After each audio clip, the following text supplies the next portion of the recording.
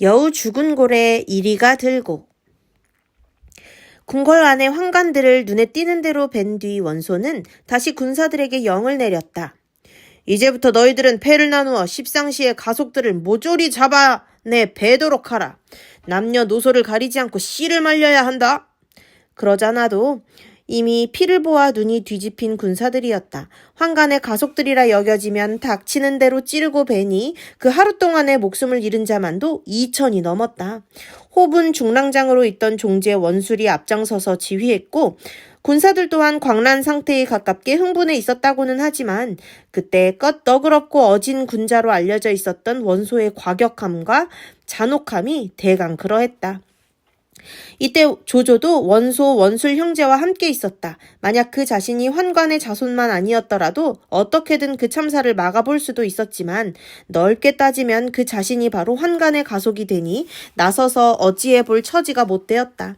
기껏 할 수 있는 것은 자기 휘하의 군사들만이라도 그 학살 대열에서 빼내는 일뿐이었다. 조조는 휘하의 군사들을 시켜 일부로는 궁궐에 불을 끄게 하고 나머지로는 천자를 끼고 달아난 넷이 장량의 무리를 뒤쫓게 했다. 그리고 하태후를 권하여 왕실의 어른으로서 혼란스런 대국을 주관케 했다. 한편 소재와 진류왕을 끌고 달아난 장양과 단규의 무리는 자욱한 연기와 불길을 헤치고 어둠 속을 달려 북망산에 이르렀다. 그런데 삼경 무렵하여 뒤에서 크게 함성이 일며 한때의 인마가 나타났다. 앞선 사람은 하남 땅의 중부연리 민공이란 사람이었다. 역적은 달아나지 마라! 민공은 크게 소리치며 장량과 단규의 무리를 덮쳤다. 장량은 이미 일이 그른 줄 알고 강에 몸을 던져 스스로 목숨을 버렸다. 죄가 죄인 만큼 붙들리기만 하면 어떤 혹형을 당할지 모르는 게 그들의 처지였다. 단규도 천자고 보고 돌아볼 틈도 없이 숲속으로 도망쳐버렸다. 소재와 진류왕은 일단 환관들의 손에서는 벗어났지만 나타난 사람들이 어떤 무리인지 알 수가 없었다. 우선 일의 허실을 살피기로 하고 강가의 풀숲에 몸을 숨겼다. 그 바람에 민공은 군사를 사방에 풀어 천자를 찾게 했으나 끝내 찾지를 못하고 그곳을 떠났다. 소재와 진류왕은 그들이 떠나고도 한동안 더 풀숲에 엎드려 있었다. 그러나 밤이 깊어 사경에 이르니 이슬이 차고 배가 고팠다. 만승의 귀한 몸으로 깊은 궁궐 안에서 고이 자란 몸들이라 그 추위와 배고픔은 한층 견디기 힘들었다. 한 차례 서로 부둥켜 안고 소리 없이 흐느낀 뒤 어린 진류왕이 먼저 입을 열었다. 이곳은 오래 있을 곳이 못 됩니다. 따로이 살아날 길을 찾아보는 게 좋겠습니다. 소재도 어린 아우의 말을 옳게 여겨 두 사람은 서로의 옷자락을 묶은 채 강가의 언덕으로 기어 올라갔다. 서로 옷자락을 묶은 것은 어둠 속에서 두 사람이 갈라지는 일이 없도록 하기 위함이었다. 간신히 언덕에 올랐으나 땅에는 가시덤불이 가득하고 어둠 속이라 길은 보이지 않으니 도무지 어찌해 볼 도리가 없었다. 그때 막막하여 서 있는 그들 앞에 한때의 반딧불이 몰려들어 환하게 주위를 비추었다. 이것은 하늘이 우리 형제를 도우시는 곳입니다.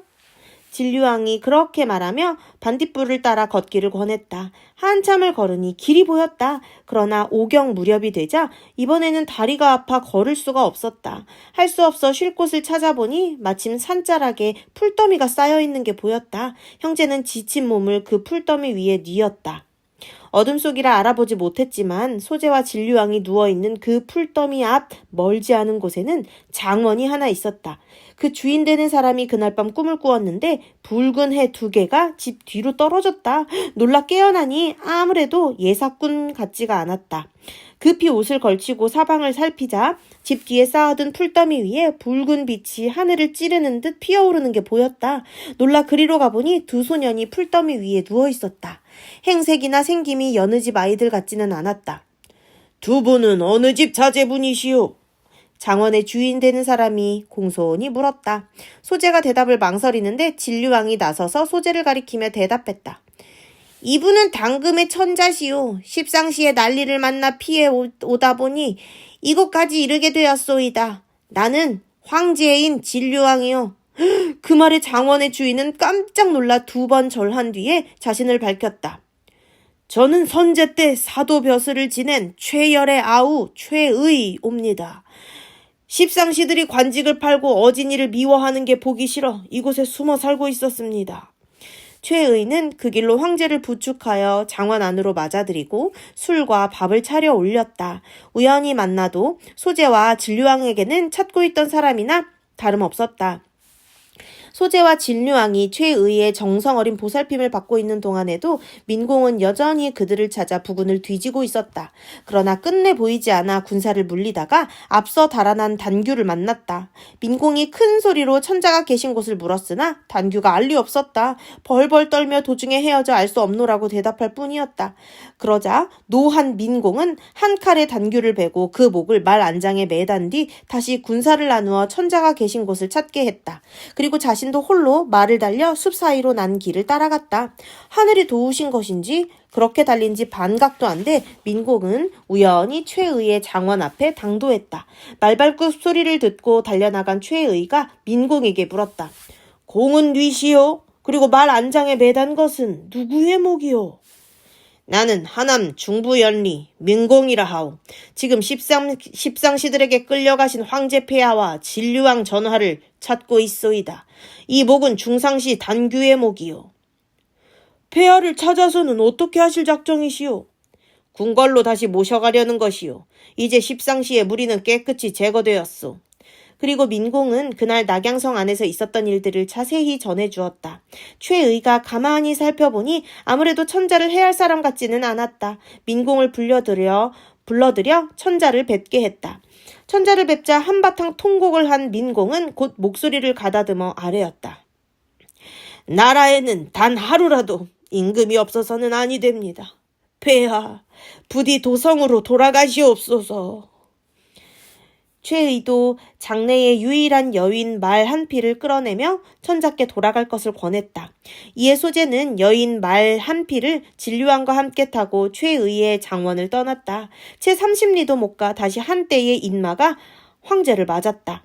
사도 왕윤, 태위 양표 등의 대신들과 원소를 비롯한 남북군의 교위들이 이끄는 수백의 군사들이었다.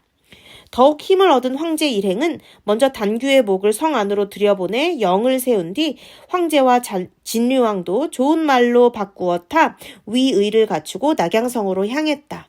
일찍이 낙양성 아이들 사이에 퍼져 있는 노래에 황제는 황제가 아니고 왕도 왕이 아니네. 천술의 만말이 북망산으로 내닿네. 란 것이 있었는데 그때에 와서 보니 과연 그 노래대로 된 셈이었다. 실로 그 전날 밤은 황제는 황제 같지 아니했고 왕도 왕 같지 아니했다. 그리고 고요하던 북망산에 수천의 인마가 들끓게 된 것이었다. 하지만 그만큼으로만 그쳐도 일은 다행스럽게 풀릴 뻔했다. 수법이 지나치게 과격하고 혹독한 대로 건석, 장량, 단규 등 천하 무사람의 미움을 받던 10명의 환관들은 하나같이 목숨을 잃고 그 가속들까지 배임을 당했다. 거기다가 하진, 하묘 등 그대로 살아있으면 반드시 나라의 우환이 될 외척 세력도 그 와중에서 저절로 소멸되어 버리지 않았던가. 그러나 천우는 이미 한을 떠난 뒤였다. 황제 일행이 다시 면리를 가기도 전에 갑자기 깃발이 해를 가리고 하늘 가득 먼지가 일며 한때의 인마가 나타났다. 어가를 따르던 여러 간원들은 낯빛이 변하고 임금도 크게 놀랐다. 앞을 가로막는 인마의 기세가 너무도 커 만약 불측한 뜻을 품은 무리라면 거느린 인마만으로는 감당할 수 없을 것 같았기 때문이었다. 멈춰라! 너희들은 누가 이끄는 군사들인가? 어쨌든 상대나 알고 보자는 기분으로 원소가 말을 달려나가 크게 소리쳤다. 오색으로 수놓은 깃발 아래서 한 장수가 말을 몰아나왔다. 눈에 익은 얼굴이 아니었다. 폐하께서는 어디에 계신가? 그 장수는 원소의 물음에 답하는 대신 높고 거만한 음성으로 오히려 그렇게 물었다. 적인지 한편인지 구별이 안 가는 태도였다. 대신들은 불안스레 수근거리고 젊은 황제는 두려움에 질려 입을 열지 못했다. 그때 어린 진류왕이 나섰다. 거기 온 것은 누구냐? 10살도 안 된 어린아이답지 않게 당차고 매서운 물음이었다. 그제서야 그 장수도 움찔하며 이름을 밝혔다. 서량자사 동탁이옵니다. 동탁이란 이름의 대신들은 한편으로는 마음을 놓으면서도 한편으로는 모두 어두운 얼굴이 되었다. 그러나 진류왕은 조금도 두려운 기색 없이 꾸짖듯 물었다. 그대는 어가를 보호하러 왔는가? 아니면 힘으로 눌러 빼앗으러 왔는가? 어린 진류왕의 날카로운 물음에 동탁은 한층 수그러든 기세로 대답했다. 어가를 호위하고자 특히 달려오는 길입니다. 이왕 어가를 호위하러 왔다면 천자가 이곳에 계시는데 어찌하여 말에서 내려 뵙지 않는가? 진류왕이 다시 소리 높여 꾸짖었다. 동탁은 완전히 기가 꺾여 황망히 말에서 뛰어내린 뒤 길 왼편으로 비껴나 황제를 베었다.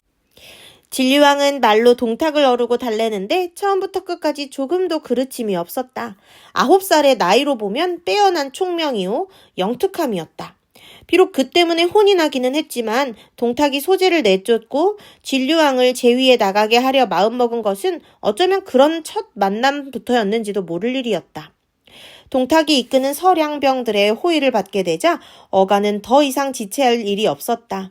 황제는 그날로 궁궐로에 돌아와 화태우와 눈물로 상봉했다. 그 을담한 궁궐은 어지럽기 형언할 수 없었다. 그런데 궁중을 점거해보니 황제의 권위를 상징하는 옥새가 없었다. 진시황 때부터 400년이 넘는 세월을 한 해 황제에게서 황제로 이어온 전국 옥새였다. 옥새를 잃은 것은 실로 나라의 큰 변괴였다. 그러나 한실로 보면 그보다 더 다급한 발등에 불은 성 밖의 군대를 주둔시키고 있는 동탁의 존재였다. 동탁이 군사들에게 철갑을 입힌 뒤 매일 말을 타고 성안 거리를 가로지르게 하니 백성들은 두려움과 불안에 떨었다. 급히 달려오느라 대군은 뒤에 남겨두고 수하의 기병만을 이끌고 온 동탁으로서는 어쩔 수 없는 허장성세였지만 거듭되는 난리에 시달려온 백성들에게는 기대 이상의 위압 효과가 있었다. 그러다가 본대의 대군에 이르게 되면서 동탁도 차차 본색을 드러냈다. 궁중을 출입하는데 조금도 거리끼고 두려워하는 바가 없으니 보는 이 치고 눈살을 찌푸리지 않는 이가 드물었다. 후군 교위 포신이 그 꼴을 보다 못해 원소를 찾아와 의논했다. 동탁은 틀림없이 딴 마음을 품은 자외다. 될 수 있으면 빨리 없애야 할 것이요. 그러나 원소의 대답은 미지근하기 짝이 없었다. 이제 막 새로 조정이 열려 아직 안정되지 못한 터에 가볍게 움직여서는 안 되겠소. 이에 포신은 다시 사도 왕륜을 찾아갔다. 왕륜도 원소와 크게 다름이 없었다. 차차 의논해보기로 하세. 아직 무슨 짓을 한 것도 없으니 자칫하면 도리어 이쪽이 평지풍파를 일으켰다고 몰리게 되네. 그러자 포신은 자신이 이끄는 군사들을 데리고 도성을 빠져나가 태산 깊숙이 숨어버렸다. 자신이 한 일이 동탁의 귀에 들어가게 되는 것이 두려울 뿐만 아니라 뻔한 일을 눈앞에 두고 볼 수 없다는 생각에서였다. 포신이 앞질러 본 사태는 머지않아 벌어졌다. 동탁은 하진 형제가 이끌던 병마까지 소나기에 넣자 가만히 모사인 사위 이유를 불렀다. 지금의 황제를 패하고 진류왕을 제위에 오르게 하고 싶은데 자네 생각은 어떤가? 이유는 잠깐 생각에 잠기는 듯 싶더니 이내 찬동했다. 지금 조정은 주인이 없다 할 수 있으니 좋은 기회입니다. 이때를 놓치고 머뭇거리다 보면 뜻밖의 변이 일어날지 모릅니다. 내일 온명원에서 여러 대신들을 모으고 패립의 일을 꺼내신 뒤 만약 따르지 않는 자가 있으면 목을 베어버리십시오. 이제야말로 한 번쯤 주공의 위엄과 권세를 떨쳐 보일 때입니다. 이에 힘을 얻은 동탁은 다음 날로 온명원에 크게 잔치를 열고 모든 대신과 공경을 청했다. 동탁을 두려워하는 공경들은 아무도 감히 거역할 마음을 먹지 못했다. 여러 대신들이 모두 모인 뒤에야 동탁은 천천히 말을 타고 와 잔치 장소로 들어섰다. 칼을 차고 호위를 거느린 채였다.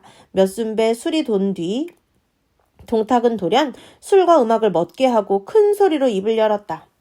이 동탁이 한마디 드릴 말씀이 있소이다. 잠시 귀를 기울여 주시기 바라오. 그렇잖아도 동탁이 부른 까닭을 궁금해 여기던 백관들은 그 말에 모두 동탁을 바라보았다. 동탁은 한층 높은 소리로 진작부터 먹은 마음을 드러냈다. 천자는 뭇 백성의 주인된 자를 일컫는 말이 왜다. 위의가 없으면 종묘사직을 받아들일 수가 없는 것이요. 금상은 유약하여 진류왕 전하의 총명호학을 따르지 못하고 있어이다. 이제 나는 금상을 폐하고 진류왕 전하로 대위를 잇게 하려는 바 여러 대신들의 생각은 어떠시오? 동탁은 드디어 자신의 죽음으로 끝맺게 될 찬혁의 첫 발을 공공연히 내디딘 셈이었다. 무릇 무란 문의 배후에서 그 성취를 옹호하고 지켜나가는 한 위엄이요 영광이요 미덕이기까지 하다. 그러나 문의 전면에 나서서 그 성취의 과일을 독점하고 정신의 질서를 힘의 질서로 대치시키려 들면 흔히 비열이요 오욕이요 악이 되고 만다. 동탁의 경우도 반드시는 아니지만 그 비슷한 예가 될 것이다. 그가 변방에서 오랑캐를 막아낼 때는 훌륭한 장수요 떳떳한 신하였다. 그러나 그 힘을 들어 대권을 노리자 이내 오욕과 저주의 표적이 되고 말았다. 무의 힘으로 문의 성취까지를 독점하려 한 탓이며 주인을 지키기 위해 받은 칼로 그 주인의 목을 겨눈 탓이었다. 그러나 위급을 당하면 어이없이 무력한 것이 또한 문이다. 동탁의 수작이 터무니없건만 대신들은 동탁의 칼이 무서워 감히 입을 열지 못했다. 동탁은 일이 자기 뜻대로 되어가나 보다 싶어 은근히 기뻤다. 그런데 갑자기 한 사람이 탁자를 밀치고 뛰쳐나오며 큰 소리로 동탁을 꾸짖었다. 아니 된다. 결코 아니 된다. 도대체 너는 누구이기에 그토록 엄청난 말을 함부로 짓거리느냐? 금상폐하는 선제의 적자로서 아직 아무런 허물이 없는데 어찌 감히 폐립을 논한단 말이냐? 너야말로 참남된 뜻을 품고 있는 자가 아니냐? 대신들이 한편으로는 기쁘고 한편으로는 놀라 소리치는 사람을 보니 다름 아닌 형주자사 정원이었다. 성난 동탁이 정원을 노려보며 마주 외쳤다. 나를 따르는 자는 살 것이요 거역하는 자는 죽으리라. 그리고 칼을 빼어 정원을 배려했다. 모사 이유가 시킨 대로였다. 그런데 정작 그걸 시킨 이유가 살펴보니 정원의 등 뒤에 한 장수가 서 있는데 그릇됨이 커 보이고 생김이 씩씩한 게 예사 인물이 아니었다. 한자로 방천 화극을 들고 동탁을 노려보고 섰는 모습은 정원을 목베기 전에 동탁이 먼저 죽게 될지도 모른다는 두려움까지 일게 했다. 놀란 이유가 급히 나가 동탁을 말리며 말했다. 오늘 이 잔치는 잔치자리입니다. 나라의 정사를 이야기하기에는 마땅치가 못합니다. 내일 묘당에서 공론에 붙여도 늦지 않으니 이만 고정하십시오. 그 말에 동탁도 이상한 낌새를 느꼈는지 슬며시 칼을 거두었다. 다른 사람들도 정원을 말리니 화가 난 정원은 그 길로 말을 타고 나가버렸다. 정원이 나가버리자 동탁은 다시 한번 백관들에게 물었다. 오늘 내가 한 말이 그토록 공도에 어긋나오이까? 이번에는 아직 도성을 뜨지 못하고 있다가 그 자리에 불려 나온 노식이 정원을 이어 나섰다. 그렇소이다. 고개 말은 당치 않소. 대갑이 밟지 못함에 이윤이 동궁으로 내쫓았고 또 창의방이 대위에 오른 지 20일에 만에 죄가 2000가지나 되어 각광이 내친 적이 있기는 하오이다. 그러나 금성패 앞께서는 대갑이나 창의방에 허물이 없소. 춘추는 많지 않으셔도 총명하고 너그러움과 학식을 갖추신 데다 아직 이렇다 할 잘못을 저지르신 바 없는데 어찌 폐위를 논할 수 있단 말씀이요. 더군다나 공은 한낱 왜군의 자사로서 나라 정사에 참여할 권한도 없거니와 이윤이나 곽광 같은 재주도 갖지 못한 터에 감히 그 무슨 당차는 말씀이시오. 성인께서도 이르기를 이윤과 같은 뜻을 가졌다면 천자를 패하는 일도 할 수 있지만 그런 뜻이 없는 자가 그 일을 한다면 다만 천털에 지나지 않는다 하셨소. 그 말에 동탁은 다시 크게 성이 났다. 칼을 빼들고 이번에는 노식을 죽이려 들었다. 의랑 팽백이 동탁을 말렸다. 노상선은 해내의 인망이 두터운 분입니다. 이제 그런 분을 해하셨다가 천하의 공분을 사면 어쩌시렵니까? 동탁도 노식을 잘 아는 터라 억지로 분을 삼키며 칼을 거두었다. 조정의 원로로 오래 국정에 참여한 사도 왕륜이 점잖게 동탁을 무마시켰다. 천자의 폐립을 술자리에서 의논하는 것은 마땅치 못하외다. 따로 나를 잡아 다시 의논하는 것이 좋겠소이다. 무 대신들도 왕륜의 그 말을 옳게 여겨 모두 자리에서 일어났다. 그러자 동탁은 더욱 분통이 터졌다. 정말로 자기의 말을 듣지 않는 자는 모조리 베어버리겠다는 듯 칼을 빼들고 온명원 문 앞에 버티어 섰다. 아무래도 피를 보지 않고는 끝나지 못할 자리 같았다. 그때 갑자기 원문 밖에 한 장수가 나타났다. 화극을 비껴들고 말을 달리며 오락가락하는 품이 심상치 않다. 저게 누구냐? 동탁은 까닭없이 그 젊은 장수의 기세에 위축되어 이유에게 물었다. 정원의 맺은 자식으로 성은 여요, 이름은 포로, 자를 봉선이라 합니다. 용맹이 대단한 자오이오니 주공께서는 잠시 자리를 피하십시오. 그 같은 이유의 말을 듣고 보니 동탁도 문득 두려운 마음이 들었다. 슬며시 온명원 안으로 들어가 숨어버렸다. 동탁이 대신들의 몸에 손만 대면 그걸 구실로 동탁을 치려고 여포를 보냈던 정원도 그렇게 되자 할 수 없이 여포를 데리고 자기의 영체로 돌아갔다. 그러나 사직을 위해 동탁을 없앨 결심을 이미 굳힌 정원이었다. 이튿날 군사들을 이끌고 성 밖으로 나가 정식으로 동탁에게 싸움을 걸었다. 형주 자사 정원이 수하 군사들을 이끌고 싸움을 걸어오고 있습니다. 그 같은 전가를 받은 동탁은 크게 노했다. 곧 이유와 함께 자기 군사들을 이끌고 마주 싸우러 나갔다. 양쪽 군사들이 둥그렇게 진을 치고 대치한 뒤 동탁이 눈을 들어 정원의 진을 살피니 여포가 진문 앞에 나와 있었다. 묶은 머리에 금으로 된 관을 얹고 백화전포에 보석으로 치장한 갑옷 과 띠를 두른 모습이 멀리서도 눈부셨다. 말에 오르지 않고 화극을 낀 채 서 있는 것으로 미루어 정원이 진문 밖으로 나오기를 기다리는 것 같았다. 원래 여포는 오원군 구원 땅 사람이었다. 그 배운 곳은 알 수 없으나 도검, 창극, 궁마 등 모든 무예에 능했는데 특히 방천화극이라 불리는 한자루 가지 있는 창을 쓰는 솜씨가 뛰어났다. 일찍 대단찮은 굴리로 병주에 출사했다가 자사 정원의 눈에 들어 차차 벼슬이 높아졌다. 정원은 처음 여포를 기도 위로 삼았다가 한 해에서 군사를 기르게 되면서는 주부로 데려가는 등 그를 대하는 게 남달랐다. 여포도 그런 정원의 은혜에 감동하여 그를 한낱 상관으로서 보다는 아버지처럼 봤더니 세상 사람들은 모두 그들이 부자의 의를 맺은 것으로 알았다. 정원이 군대를 이끌고 낙양으로 들어온 것은 환관 세력을 뿌리 뽑자는 하진의 밀서에 호응해서였다. 그러나 동탁과는 달리 군사를 엄히 단속하여 성 안으로 들이지 않으니 낙양 사람들은 그의 군사들이 성 밖에 와 있는지조차 몰랐다. 이때 여포도 따라와 집금 5벼슬을 받았다. 그러나 하진이 뜻밖의 죽음을 당하고 환관들도 한 가지로 모조리 죽자 잠시 형세를 관망하고 있던 정원을 호위하며 성 밖에 머물러 있었는데 전날의 일이 벌어진 것이었다. 이윽고 정원이 진문에 나와 말 위에 오르자 비로소 여포도 말에 올라 그 뒤를 따랐다. 동탁의 진문 앞에 이른 정원은 채찍으로 동탁을 가리키며 소리 없이 꾸짖었다. 나라에 운이 없어 간악한 환관의 무리가 대권을 희롱하매 만백성은 도탄에 빠진 지 오래되었다. 그런데 너는 그 환관들을 제거하는데 한치의 공도 없으면서 어찌 감히 패립을 함부로 짓거리느냐? 너야말로 조정을 덜 어지럽히려 드는 도적이 아니냐? 동탁은 생각지 아니한 난적을 만났음을 알았다. 대답이 궁한 대로 일단 정원의 말을 되받아치지 않을 수 없었다. 그러나 미처 입을 열기도 전에 여포가 똑바로 말을 몰아 가로막는 동탁의 군사들을 베며 지쳐왔다. 그 기세가 어찌나 엄청난지 아무도 앞을 가로막지 못하고 동탁도 황망히 말머리를 돌렸다.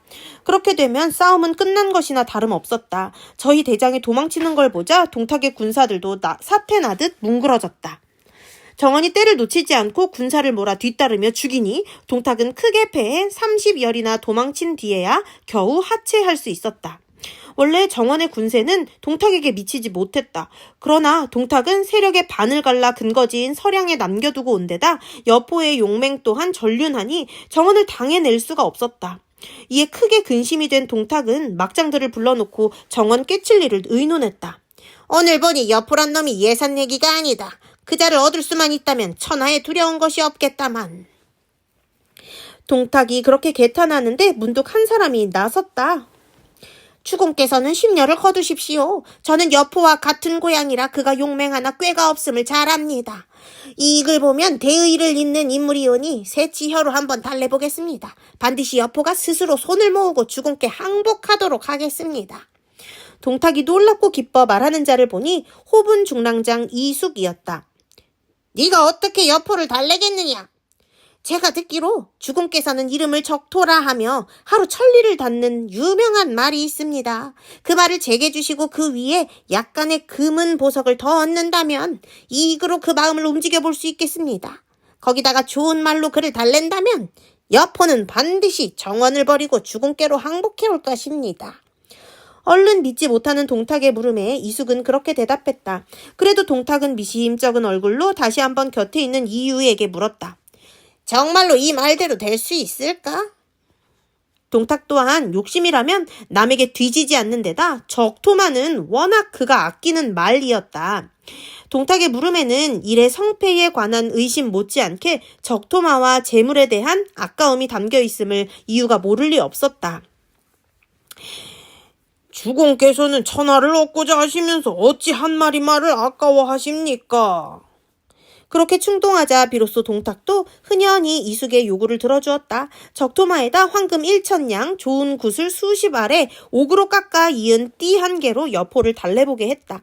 이숙은 예물을 점검한 뒤에 몰래 여포의 진중을 찾아갔다. 정원의 군사들이 곳곳에 숨어서 지키다가 그런 이숙을 가로막았다. 이숙은 짐짓태연하게 그 군사들에게 일렀다. 급히 여장군께 가서 고향 친구가 와 뵙기를 청한다고 전해주시오. 군사들이 그대로 전하자 여포도 별 생각 없이 이숙을 들여보내게 했다. 현재는 그간 무양했는가? 이숙이 그렇게 인사를 건네자 여포도 이숙을 알아보고 두 손을 모으며 답했다. 오래 뵙지 못했습니다. 어디 계시다가 이렇게 오셨습니까? 나는 지금 호분 중랑장으로 있네. 근간에 현재가 나라를 위해 크게 힘을 쓰고 있다는 말을 듣고 기쁨을 이기지 못해 이리 찾아온 걸세. 이숙은 자기가 동탁의 막하에 있다는 말은 쏙 빼고 그렇게 둘러댄 뒤 먼저 적토마부터 끌어오게 했다. 마침 좋은 말 한 피를 얻었기에 현재에게 주려고 가져왔네. 하루에 1,000리를 달리는데 물을 건너고 산을 오르는 것도 마치 평지를 가듯 한다네. 이름을 적토라 하는데 특히 자네를 위해 가져왔으니 자네의 호랑이 같은 위험에 도움이 되기를 바라네. 여포가 살펴보니 과연 명마였다. 온몸이 불붙은 수처럼 붉고 잡털 하나 섞이지 않았는데 머리에서 꼬리까지 길이가 1장이요. 발굽에서 목까지의 높이가 8자였다. 우렁차게 우는 소리에도 공중으로 솟고 바다로 뛰어드는 듯한 기상이 있었다. 천리를 치달아 자욱이 이는 먼지, 물 건너고 산 오를 젠 자주 안개가 열리네. 메인줄 당겨 끊고 옥꽃비 흔드니 불 뿜는 용 하늘에서 날아내리는 듯 싶네. 뒷사람이 그렇게 노래할 정도의 명마이니 그 적토마를 얻은 여포가 어찌 기쁘지 않겠는가. 얼굴 가득 감사하는 빛을 띠며 이숙에게 말했다. 형께서 이렇게 좋은 말을 주시니 무엇으로 보답해야 좋을지 모르겠습니다. 나는 다만 의기로 찾아왔을 뿐이네. 어찌 자네에게 보답을 바라겠는가. 이숙은 여전히 능청을 떨었다. 그러자 여포는 더욱 마음을 놓고 좌우를 시켜 술자리를 마련케 했다. 세밀한 이숙은 어지간히 술자리가 무르익은 뒤에야 슬슬 제 볼일을 보기 시작했다. 자네와 내가 자주 만나지 못해 영존을 배운 지도 오래되었네. 그래, 그간 무고하신가? 한번 찾아뵈어야 하는데. 여포의 아버지가 죽은 걸 뻔히 알면서도 이숙은 짐짓 그렇게 물었다. 의부인 정원의 얘기를 자연스레 끌어내기 위함이었다. 단순한 여포는 당장 그런 이숙에게 말려들었다. 형이 취하셨구려. 아버님께서 세상을 버리신 지 이미 여러 해인데 형이 무슨 수로 배웠겠습니까? 그러자 이숙이 크게 웃으며 말했다. 하하, 취한 게 아닐세. 나는 지금 자네의 의부인 정자사를 말하고 있는 걸세.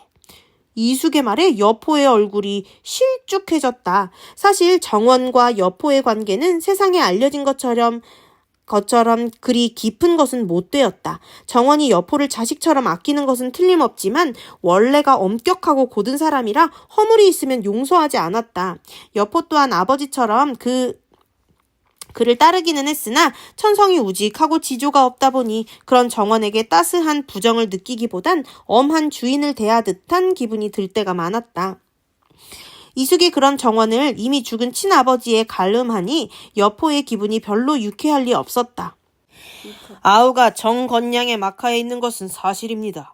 하지만 세상이 생각하는 것처럼 좋아서가 아니라 나가봐야 달리 갈만한 데도 없기 때문이 왜다.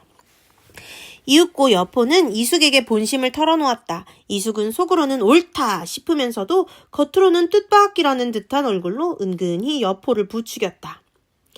자네의 재주는 하늘을 뒤흔들고 바다를 가라앉힐 만한데 누가 존경하여 흠모하지 않겠나. 마음만 먹으면 주머니 속에 물건 꺼내듯 부귀와 공명을 누릴 수 있을 것인데 그게 무슨 말인가. 별로 내키지 않으면서도 남의 밑에 있다니. 여포는 한층 마음이 흔들려 탄식하듯 대답했다. 한스럽게 저는 아직 옳은 주인을 만나지 못했습니다. 이숙은 이때라 생각했다. 얼굴빛을 고치고 손 위답게 점잖은 목소리로 일렀다. 좋은 새는 나무를 가려 깃들이고 현명한 신하는 그 주인을 골라 섬기는 법일세. 때가 와도 일찍 알아보지 못하면 후회해도 이미 늦을 것일세. 형께서는 조정에서 벼슬을 살고 계시니 당세의 빼어난 영웅이 누구인지를 알 것입니다. 이 아우에게 알려주십시오. 그게 누구이오니까? 그렇게 묻는 여포의 머릿속에는 이미 정원 따위는 그림자도 없었다. 하지만 이숙은 한참을 더 뜸을 들인 뒤에야 입을 열었다. 내가 보기에 당금 조정의 사람들 가운데는 동탁만한 이가 없을 것일세. 동탁은 어진 이를 공경하고 선비를 예로 대할 줄 알며 상과 벌을 분명하니 마침내는 큰 일을 이룩할 사람이네. 동탁이 그토록 큰 인물인 줄 몰랐습니다. 그런데도 이미 서로 창칼을 맞댔으니 참으로 한스럽습니다. 아니 그게 무슨 뜻인가? 이 아우가 그를 찾아가려 한들 어디에 문과 길이 있겠습니까? 여포의 사람됨은 진작부터 알고 있었지만 그 말이 너무 쉽게 나오니 이숙도 처음에는 자기 귀를 의심할 지경이었다. 그러나 아무리 살펴도 여포는 진심으로 말하고 있음이 분명했다.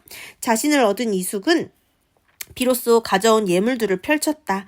1,000냥의 황금은 물론 구슬이며 옥으로 깎은 띠는 검소한 정원만 따라다닌 여포를 감탄시키기에 충분했다. 이게 무엇입니까? 여포가 놀란 얼굴로 물었다. 그러자 이숙은 좌우의 사람들을 모두 내쫓은 뒤 나지막이 알려주었다. 이것은 바로 동공께서 아우의 큰 이름을 사모하여 보내신 것일세. 조금 전에 그 적토마도 마찬가지로 동공께서 주신 것이네.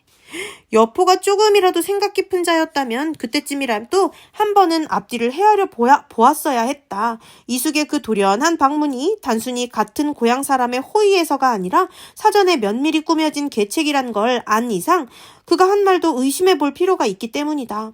그러나 이미 적토마와 근은보화에 완전히 넋을 아낀 여포는 다만 동탁의 후의에 감동할 뿐이었다.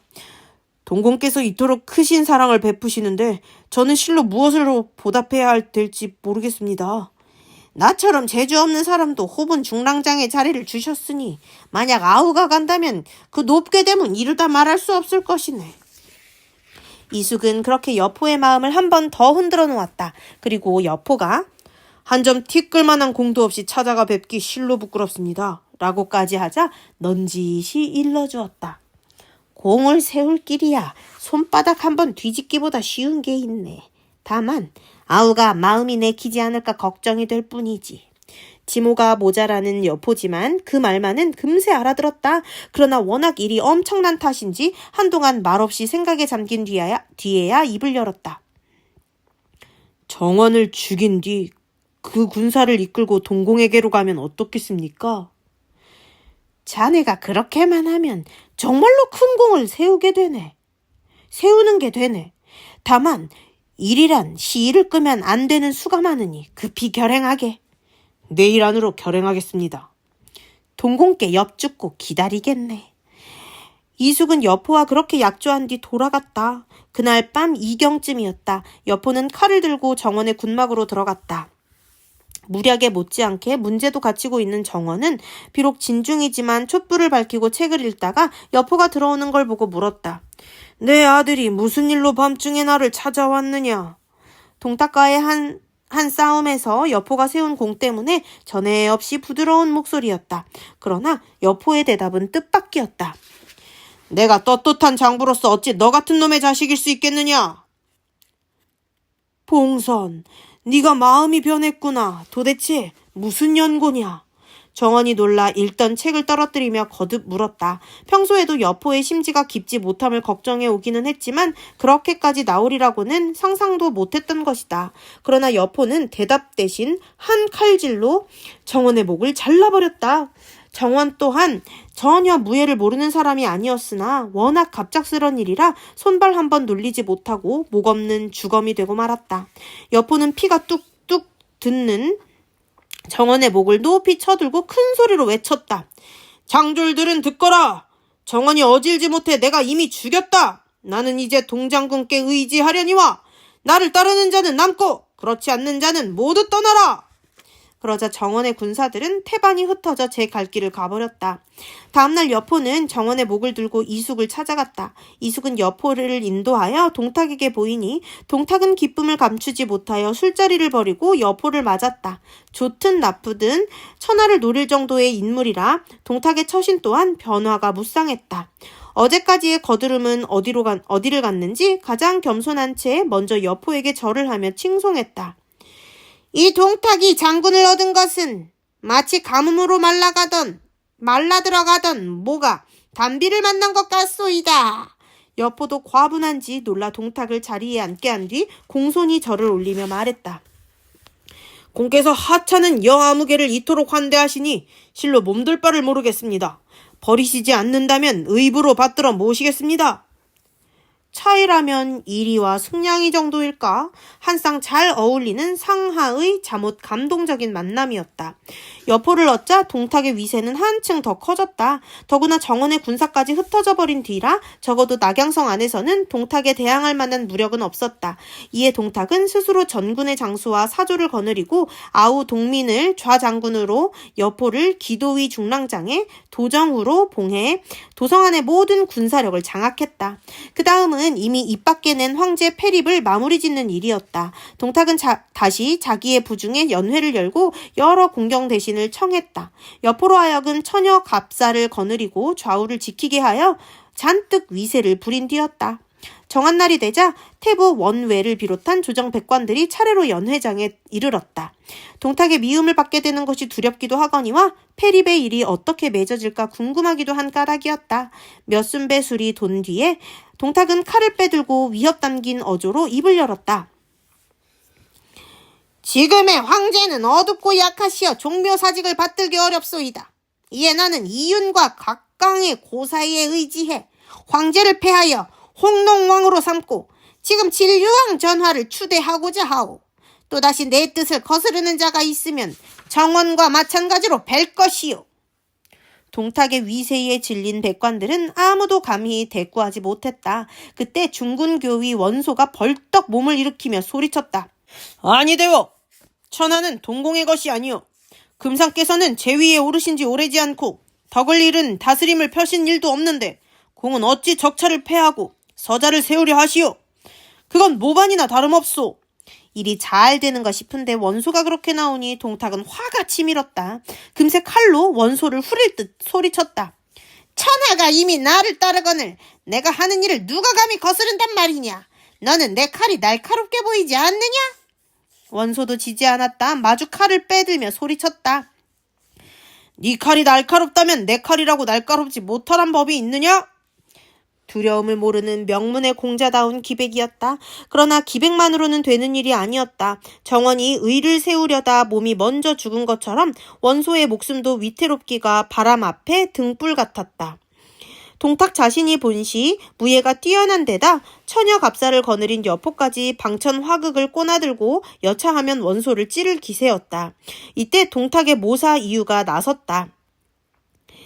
일이 아직 정해지기도 전에 함부로 사람을 죽여서는 안 됩니다. 고정하십시오.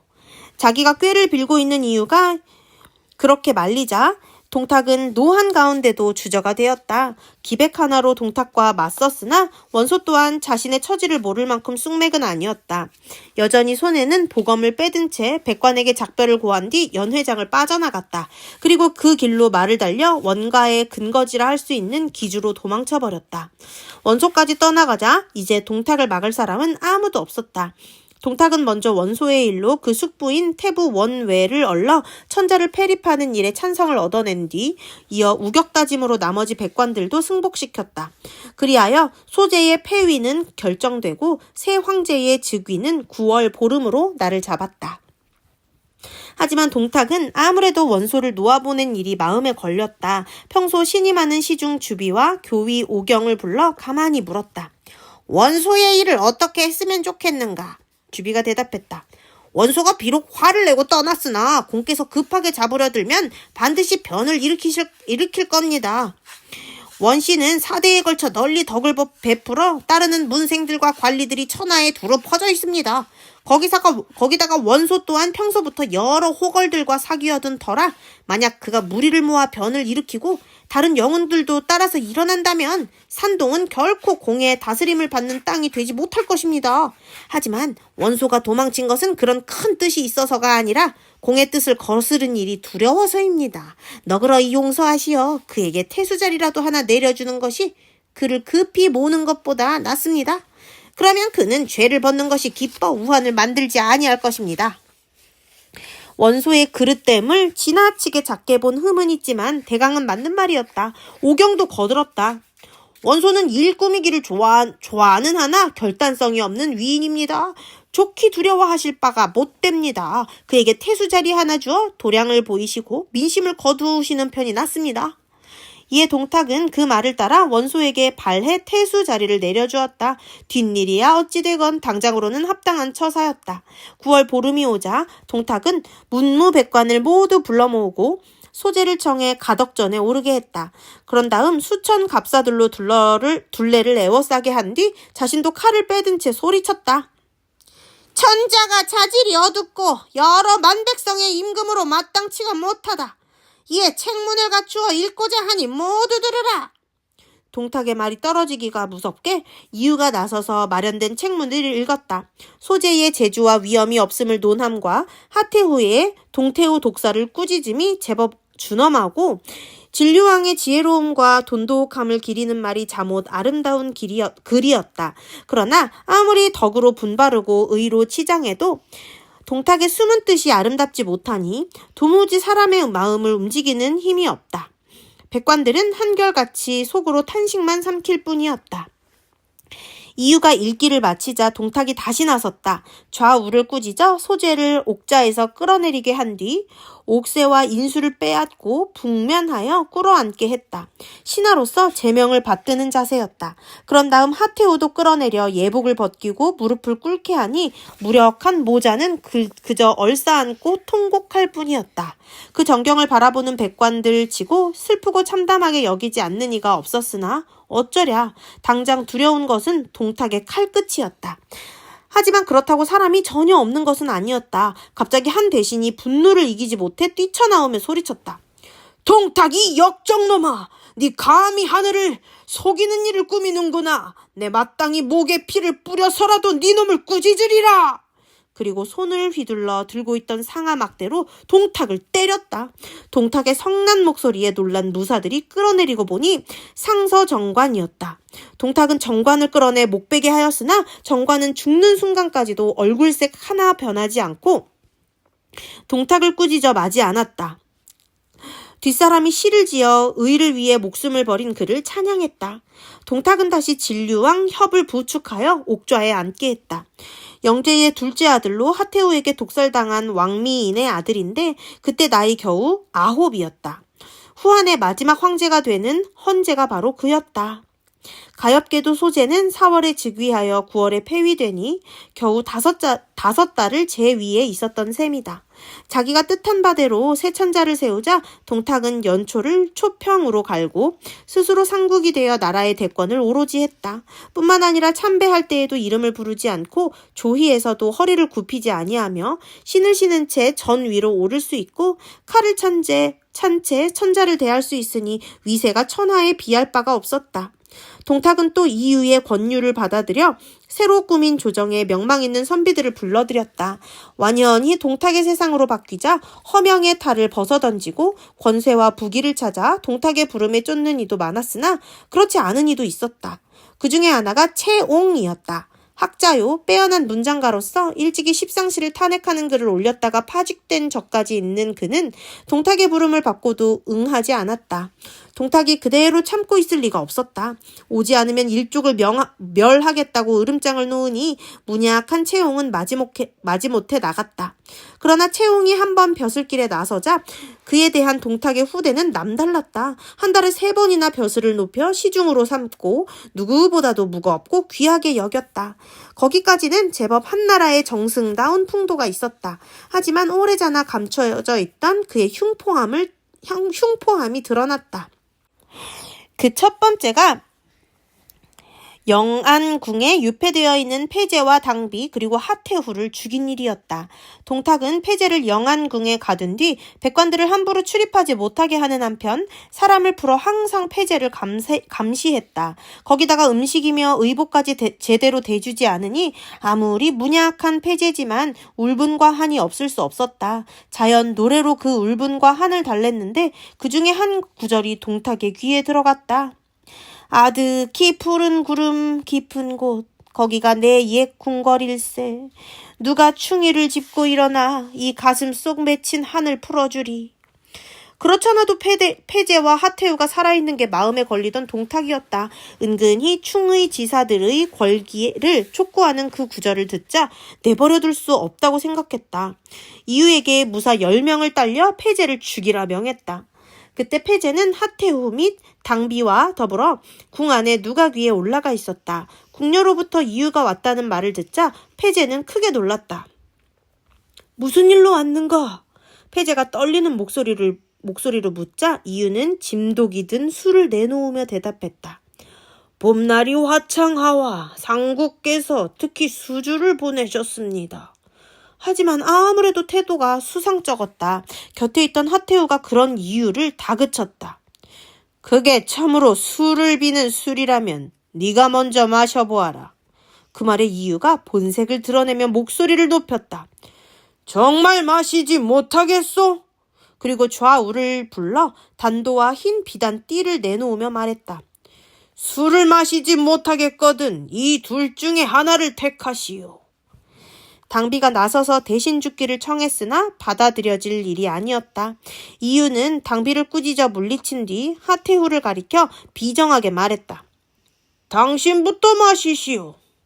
그러자 하태후는 꾀 없이 동탁을 낙양으로 불러들인 오라비 하진을 소리 높이 욕했다. 그렇다면 전하께서 먼저 드시오. 이유는 그런 하태후를 두고 폐제를 재촉했다. 내게 어머님과 작별할 여유를 주시오. 폐제는 그렇게 대답하고 한 차례 통곡한 뒤 구슬픈 노래를 지어 불렀다. 하늘과 땅이 바뀌며 해와 달도 뒤집혔네. 만승의 자리를 버리고 물러나 번을 지키는도다. 신하의 구박을 받으며 목숨조차 길지 못하겠구나. 대세는 가버리고 부질없는 눈물만 흐르네. 당비 역시 노래를 지어 답했다. 하늘이 무너지려 하네. 땅조차 견디지 못하겠구나. 몸은 황제의 아내로 돼 따라가지 못함이 한이네.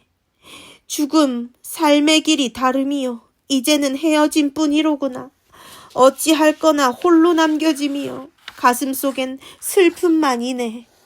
노래를 마친 뒤 서로 부둥켜 안고 우니 그 슬픈 정경에 무사들까지 멈칫했다. 그러나 모진 이유는 더욱 매섭게 그들을 재촉했다. 하태우가 다시 그런 이유를 소리 높여 꾸짖었다. 역적 동탁은 우리 모자를 핍박했으니 하늘이 돕지 않을 것이요. 너희는 그 못된 짓을 도왔으니 반드시 멸족의 화를 입으리라. 그 말의 이유는 성이 머리 끝까지 치밀었다. 스스로 태후를 죽인 뒤 무사들을 호령하여 폐제와 당비도 죽이게 했다. 이유가 돌아와 그 전말을 들려주자 동탁도 노하여 그들의 시체를 성 밖에 끌어내 아무렇게나 묻어버리게 했다. 끝.